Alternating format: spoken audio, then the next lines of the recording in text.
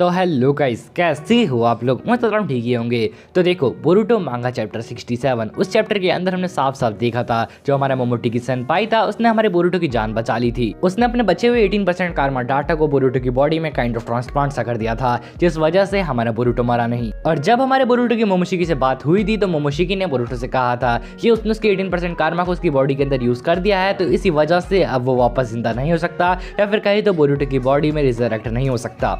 चलो यहाँ तक तो सब ठीक था, बट पता है क्या मजे की बात कहाँ पर आती है। इस विलन जैसे क्रिएचर ने, जो मुझे तो विलन नहीं लगता, लाइक मेरा तो फेवरेट कैरेक्टर यही है बोरुटो सीरीज में, डज इट इवन मैटर, ये आपको इसी वीडियो में आगे पता लगने वाला है। तो यार अगर अभी तक वीडियो को लाइक नहीं किया है तो वीडियो को लाइक कर दो, चैनल सब्सक्राइब नहीं किया तो चैनल सब्सक्राइब कर दो। एम रखते हैं 1000 लाइक का, आई होप कि आप कंप्लीट कर दोगे। तो यार अब मेरा टाइम पर बात किए, जल्दी से आज के इस वीडियो को स्टार्ट कर लेते हैं। तो देखो, मोमोशिकी जो हमारी बोरुटो सीरीज का एक one of the main villains में से एक है, उसने हमारे बोरुटो के चुनिंदा एग्जाम को तबाह किया, उसने हमारे बोरुटो के विलेज को तबाह किया एंड बोरुटो के डैड को ऑलमोस्ट मार दिया था। और ये सब करने के बाद हमारे मोमोशिकी ने बोरुटो को थोड़ी सी उसकी पावर्स दे दी और धोखे से उसे मरवा कर उसको वापस जिंदा भी कर दिया। एंड ये सब करने के बाद मोमोशिकी ने उसे कहा कि अब मैं तुम्हारी बॉडी के अंदर वापस कभी भी रिजरेक्ट नहीं हो सकता।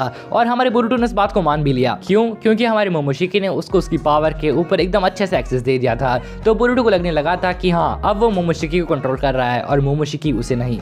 लेकिन अब आप मेरे से पूछोगे कि मेरे पास क्या प्रूफ है कि मैं इतने अच्छे से कह रहा हूँ कि भाई बोरुटो तो चूतिया है, तेरे अंदर दिमाग नहीं है, मोमोशिकी ने तेरे से झूठ बोला है और अब वो सच में तेरे अंदर कभी भी रिजरेक्ट हो सकता है। तो देखो, इतने वक्त से मैं और बाकी एनी ट्यूबर्स बस थ्योरी बना रहे थे, लाइक हम पॉसिबिलिटीज निकाल रहे थे, पर अब जो मैंने चीज फाइंड आउट करी है वो कोई पॉसिबिलिटी नहीं होने वाली, वो एक तरीके का प्रूफ होने वाला है। सो यार जरा टाइम बर्बाद नहीं करता, सीधा सीधा बताता हूँ। हमारा जिगेन इशिकी उत्सुत्सुकी का वेसल, जिसके ऊपर हमारे इशिकी उत्सुत्सुकी ने अपनी कारमा सील दी थी, लेकिन हम सभी को पता है जब भी कोई वेसल बनता है तो वेसल बनने के बाद उसका शरीर काफी ज्यादा स्ट्रांग होना चाहिए कि उसका शरीर उस कारमा प्रोग्रेशन को झेल पाए। लेकिन हमें पता है इशिकी ने जिगेन के साथ क्या किया था, वो उसके शरीर के अंदर घुस गया, उसके दिमाग पे कंट्रोल कर लिया एंड उसकी बॉडी को डैमेज करना स्टार्ट कर दिया था। क्योंकि हम सभी को पता ही है कि हमारे इशिकी उत्सुत्सुकी ने जिगेन के न्यूट्रिएंट्स को खाया था एंड न्यूट्रिएंट्स कहां से आए थे, उसकी बॉडी में से। एंड इतना सब करने के बाद जब हमारे इशिकी के अंदर फाइनली पावर आया एक कारमा देने का, तो उसने हमारे जिगेन को कारमा दिया। And now here comes the plot, उसने जिगेन को कारमा दे दिया,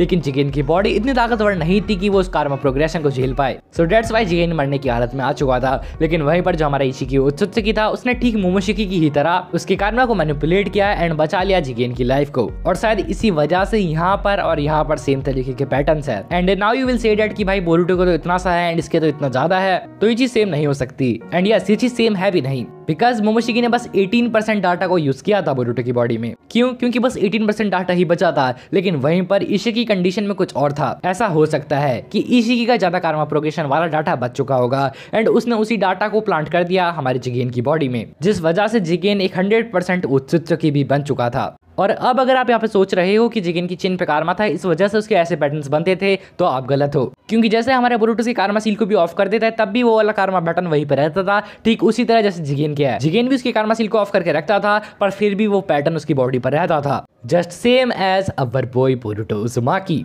तो अब ये तो क्लियर हो चुका है कि जिगेन एंड बोरुटो सेम तरीके के वेसल है, उन दोनों में ज्यादा डिफरेंस नहीं है। उन दोनों को उनके उत्सुत्सुकी ने वापस जिंदा किया है बाय यूजिंग देयर कारमा सील्स डाटा। एंड यहाँ पर वीडियो खत्म नहीं होता है, अभी वीडियो का मेन पार्ट आता है। सो देखो, अब जब मैंने ये सब बता दिया है कि जो हमारा मोमोशिकी है वो बोरुटो की बॉडी के अंदर रिजरेक्ट कर सकता है, तो अब आप मेरे से कहोगे कि वो कर क्यों नहीं रहा। क्योंकि चलो एक बार को मान लिया कि भाई 100% एक्सट्रैक्ट नहीं हुआ है, टाइम स्किप तक तो हो ही जाएगा ना, लेकिन तब भी हमारे मोमोशिकी ने उसके ऊपर कब्जा क्यों नहीं किया। तो अब यहाँ पर कई तरीके के आंसर आ सकते हैं, लेकिन दो आंसर जो मुझे काफी ज्यादा सुटेबल लगते हैं, मैं उसके बारे में बात करने वाला हूँ। सो देखो, आंसर नंबर 1, मुझे ऐसा लगता है कि एक उत्सुत्सुकी जब अपने कारमा प्रोग्रेशन को थोड़ा बहुत मैनिपुलेट करने के बाद उसके वेसल की जान बचा लेता है, तो वो उस वेसल की बॉडी के अंदर अच्छे से रिजरेक्ट नहीं हो सकता। शब्दों पे ध्यान मत दो, इसका मतलब समझो। हाँ, एग्जाम्पल ही देता हूँ। तो देखो, जो हमारा जिगेन था उसके अंदर हमारा इशिकी रिबर्थ लेता है और मुश्किल से कितने दिन टिक पाता है, और थोड़े वक्त बाद उसकी बॉडी एकदम डिस्ट्रॉय हो जाती है जिगेन की बॉडी के साथ। तो मुझे लगता है अगर मोमोशिकी हमारे बोरुटो की बॉडी के अंदर रिजरेक्ट होता है, तो बोरुटो और मोमोशिकी का भी यही हाल होगा